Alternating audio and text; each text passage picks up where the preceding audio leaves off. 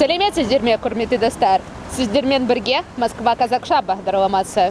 Біз Абайдың алдында кездейсоқ тұрған жоқпыз. Бүгін біз сіздерге Мәскеудегі Қазақстанмен байланысты жерлер туралы айтқымыз келеді. Ал кеттік!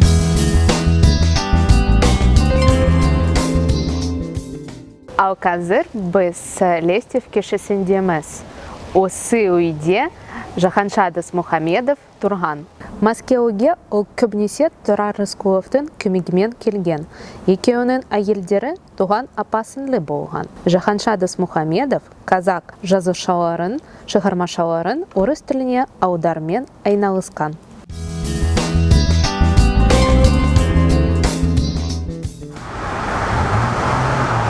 Ал осы үйде қайраткер Тұрар Рысқұлов тұрған.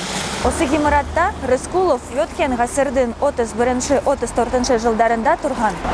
Осы ескерткіш тақта 2011 жылы орнатылған. Оның салтанатты ашылуында Қазақстан парламентінің өкілдері қатысты.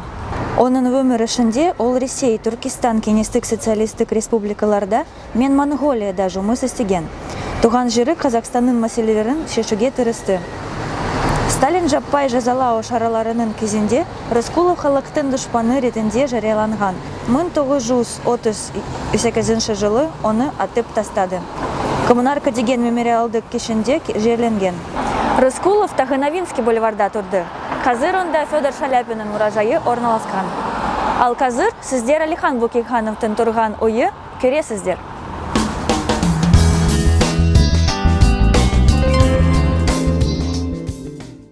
Кремльден Алихан Бөкейхановтың тұрған үйіне 10 минут ішінде жетуге болады.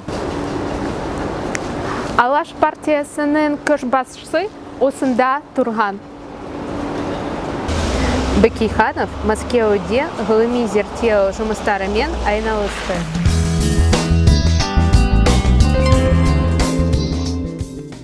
Достар, ал қазір біз Алма-Атинская метро станциясындамыз. Ол 2012 жылы ашылды.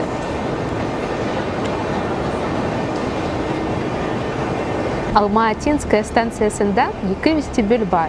Жер үсті вестибюль шеңбер түрінде орындалған. Оған қоса Алматыны қоршаған таулар және алма ағашы бар витражбен безендірілген.